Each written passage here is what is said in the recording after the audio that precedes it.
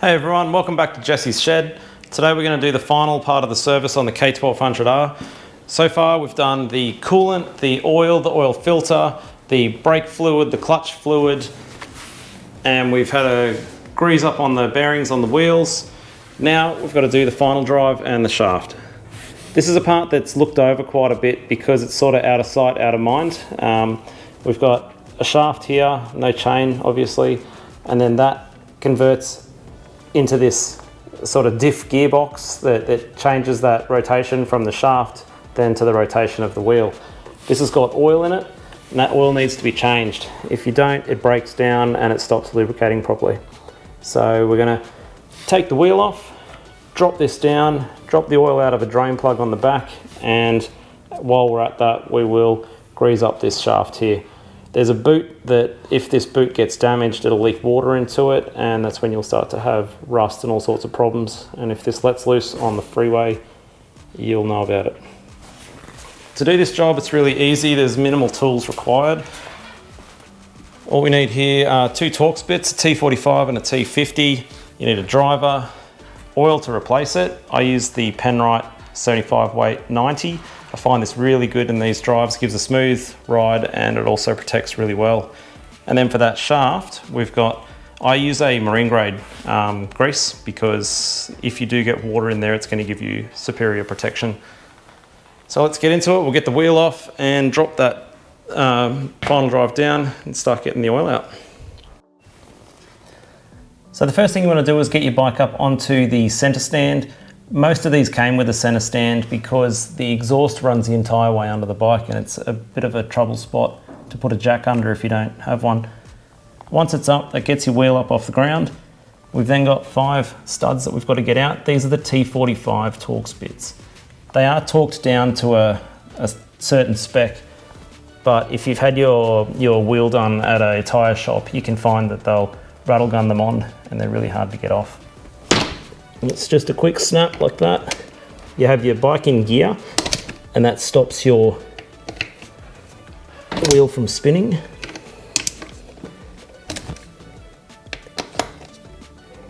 And that's it, they're undone. Now just spin them all out, take the wheel off.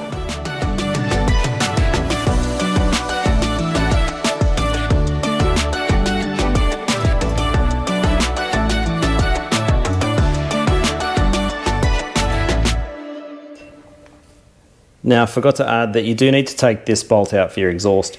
You don't actually have to take the whole muffler off, but you want to drop it down far enough that you can pull it to the side. The wheel clearance is fine here, but you will actually hit this part of the wheel on the disc when you're trying to bring it out.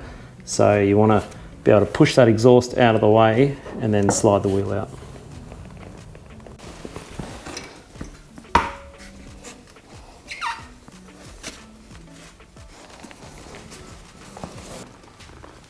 Once you've got the wheel out of the way, throw that bolt back into the exhaust just so that the muffler doesn't fall off.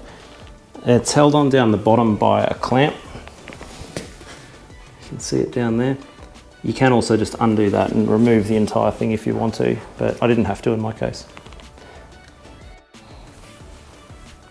Now that we've got the tyre out of the way, you want to have your T45, your T50 Torx bits, a pan to catch the oil in, and I forgot to mention you also want a 16mm spanner.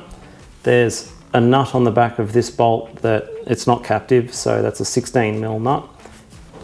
Now you want to take out your drain plug while you've got it upright, just makes it easier than fishing around and having the oil spill everywhere. So they're not in tight. You will probably get a little bit seep out, so just be ready for it. Nope. I hope there's oil in this.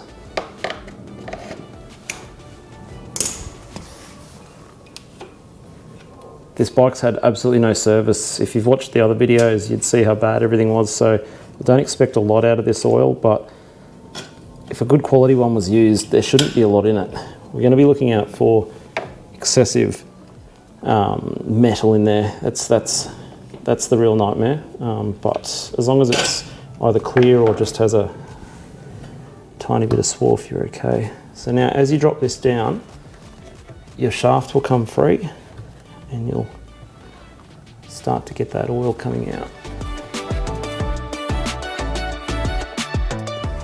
And my shaft doesn't want to come out, so we're going to have to give it a little bit of help.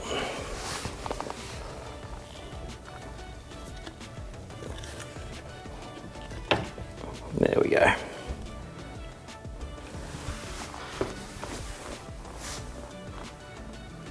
As you can see, it's actually quite a clear oil. Hopefully this wasn't done too long ago. That's other residue that's in the bottom. It's not metal from that. And then we've exposed our shaft, the universal joint here, and the splines that go into it. So this is what we're going to grease up.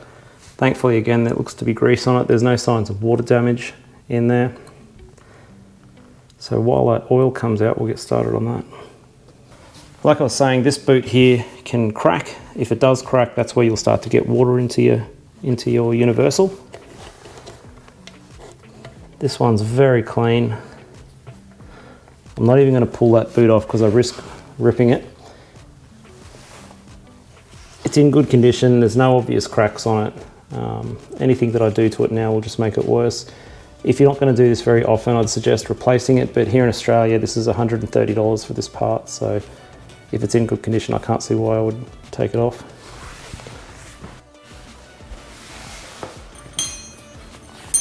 So this is where I use my marine grease. And a nice coating around all of the splines. Check your splines while you're there to check that nothing has chipped off or broken or rounded where it shouldn't be.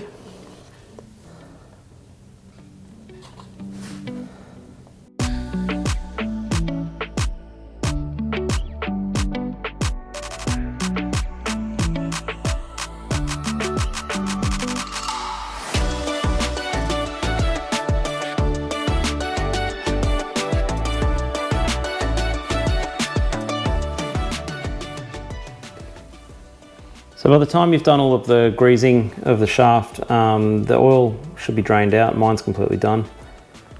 Make sure you check this rubber here that it's in good condition, because that's a dampener for the whole system. And then we're ready to put it back together. It's that quick and easy. So we just lift it back up, we'll reconnect it up here, put some oil back in where the drain plug was. It's 180 mils of oil that these things take. You don't want to overfill them, you can damage them, and you don't want to underfill them. You need to be quite precise. And then after that, drain plug goes back in, tyre back on, job done. It's really easy. The only fiddly part about this I've found with a few of these bikes is getting your spline back into this knuckle here. It can be a bit of a pain, but you've just got to fiddle around until you get the perfect angle.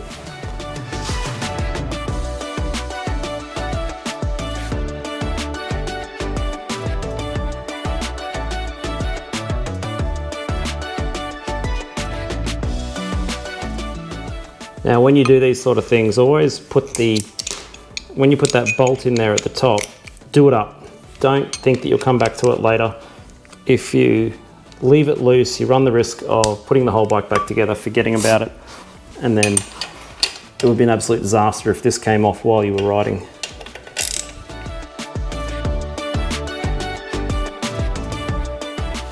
I didn't show it. I tend to use Loctite on these.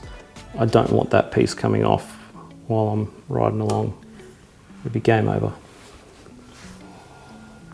So now that that's back on, we're then going to put some oil back in here. This is the 75W90 Penrite that I'm using.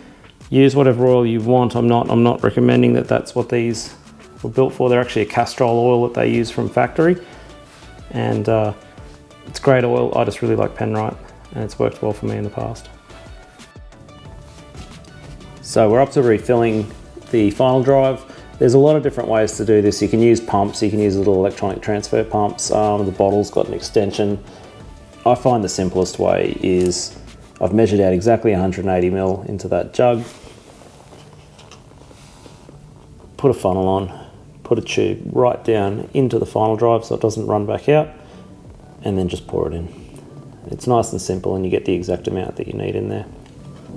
Now have your plug ready, check the O-ring on it, make sure it's good, replace it if it's not. Once you finish filling, this can start running back out, so just have that ready to throw straight in once you've filled it. When you do this, make sure if you use this method, make the tube smaller than I did. I made it a little bit big to where air couldn't properly escape, so you see me mucking around here trying to get the air out of the system so the more oil can go in. Yeah, if you use a slightly smaller tube, then the opening, the air will come out on its own. You just have a little drip tray below you there, and anything that falls out you can put it back into the funnel and keep filling.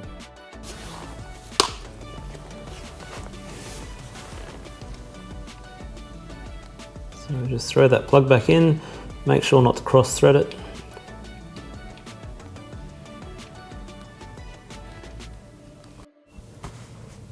So once you've got it in there snug, just use your torque wrench, torque it down to 20 Newton meters. Just that, it's not a lot of pressure at all. The rubber O-ring does all of the work in sealing that. Just before you put your wheel back on, it's worth noting that this disc, it'll have oil on it just from your hands holding it and where it ran out. So while you've got the wheel off, use a basic brake and parts cleaner like that, spray it down really well. And that way you're not going to have anything stuck in your caliper when you try and take it for a ride for the first time.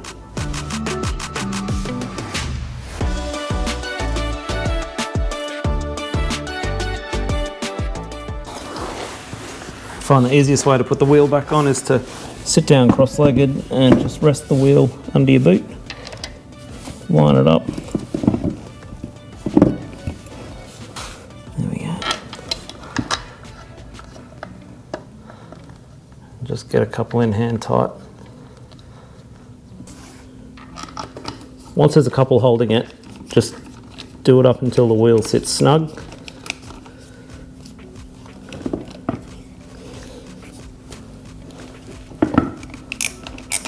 And then your final torque is going to be 105 Newton meters.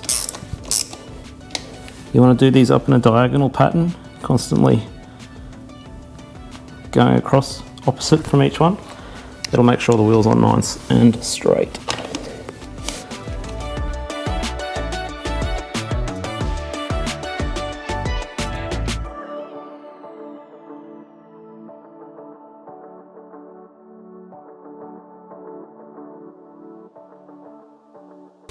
So once they're all in there hand tight and you've got your exhaust back on, we tighten these down to 105 Newton meters in the same diagonal pattern as before.